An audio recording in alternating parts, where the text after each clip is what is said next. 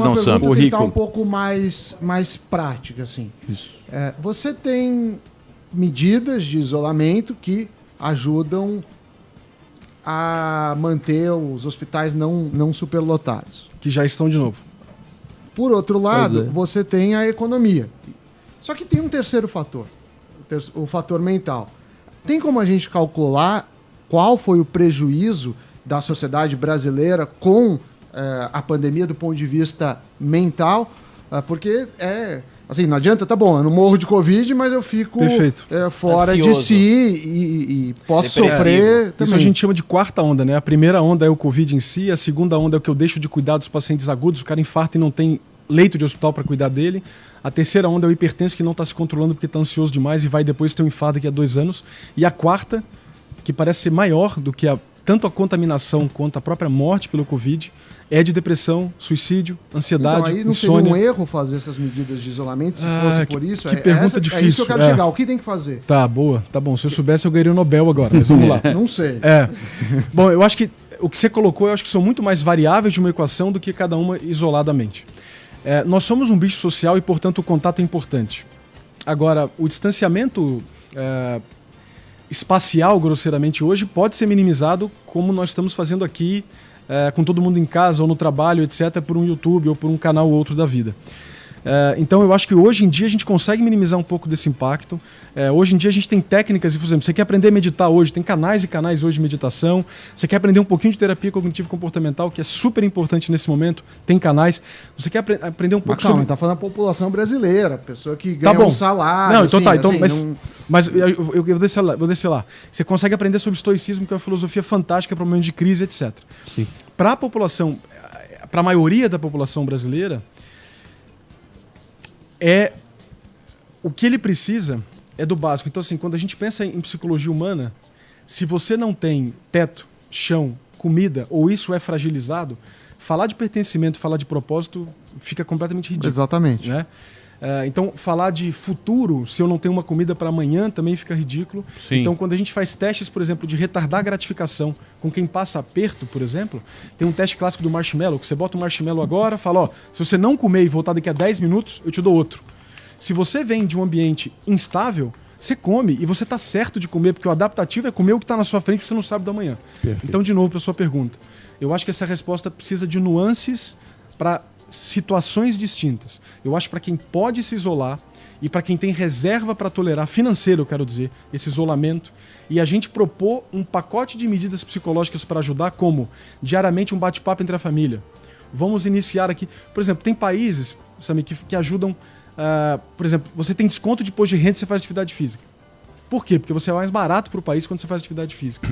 Dá para pensar em propostas macro, políticas aí, para que a gente pudesse minimizar esses riscos. Mas não tem uma resposta universal. Outros caminhos, né? Outros caminhos alternativos. E sem essa grande resposta, né? Não tem grande resposta, é complexo demais. Agora, sabe uma coisa difícil é que os governantes têm que fazer as políticas públicas. Não dá para esperar. Eu sei, mas esse negócio é muito curioso. Eu não sei onde eu estava lendo. O seguinte, que nem você estava falando, a pessoa ela precisa ter comida, se você tiver comida, se você tiver um teto, se você tiver uma casa, resolve todos os problemas. E não é assim. Não é assim. Não é assim. Não.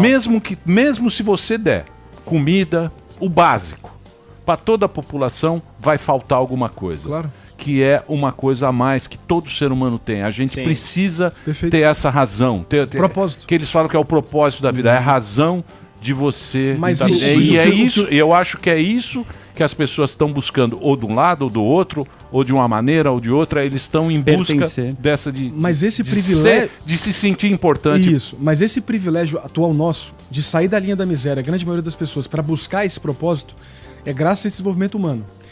Com a crise, eu acho que o Sam está pontuando, muita gente voltou para esse estado basal, onde se eu prender o cara em casa, nem esse basal ele vai ter.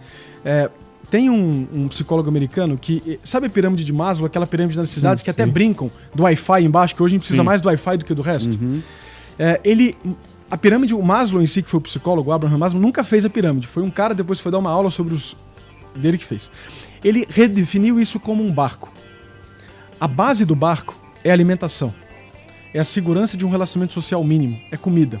E a vela é propósito, é pertencimento. o que ele chamou de transcendência, que é eu tentar fazer algo maior do que eu mesmo, e isso trazer para mim uma satisfação para melhorar a sociedade, para fazer algo que para mim na religião isso acontece em várias maneiras. O que o Sami está dizendo falar da vela é fácil, porque da vela é quando você já tá tudo bonitinho. Sim. Mas o cara tá com o casco furado, o casco tá rompendo, o casco não tá adiantando. É por isso que eu acho que é importante a gente adaptar para as duas situações, também grosseiramente divididas como se fosse... como se não importasse pro cara passando fome propósito, mas é isso, o cara precisa do mínimo.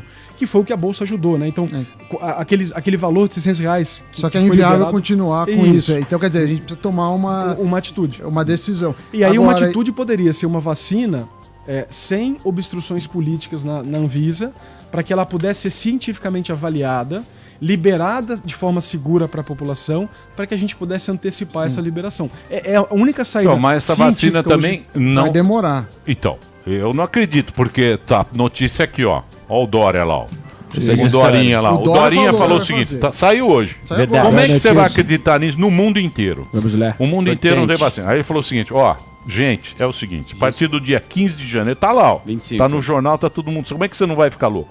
A partir do dia 15 de janeiro, começaremos a vacinação. 25. Não, é 15 de janeiro. 25. Desculpa, 25. 25 de janeiro, aniversário de São Paulo. Vamos começar a vacinação. Já tenho o meu querido instituto. Vou produzir 1 milhão de vacinas por dia. 1 milhão de vacinas por dia. Quer dizer, em 45 dias está resolvido o nosso problema. Ou seja, janeiro, fevereiro, março, acabou o problema do Covid em São Paulo. Mas não é boa a esperança?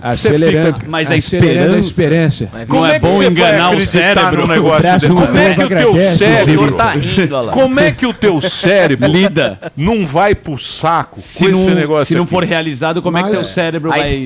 Eu te pergunto, Samidana, você que é da estatística e você que é um doutor, medicina. Como é que o teu cérebro não vai pra merda? Você fala, porra, agora ele resolveu o problema. Dia 25 começa, 1 milhão por dia. Doses por pessoa. O problema é em março, se isso não for realizado. Isso aqui, janeiro, fevereiro, março, estamos tranquilos. Março você pode dar uma bugada. Março, talvez o carnaval em março. Você fica louco. Já compra passagem para Salvador. Você fica louco, doutor. O Riquelme. Você fica louco. Por quê? Porque esses caras não estão sendo honestos.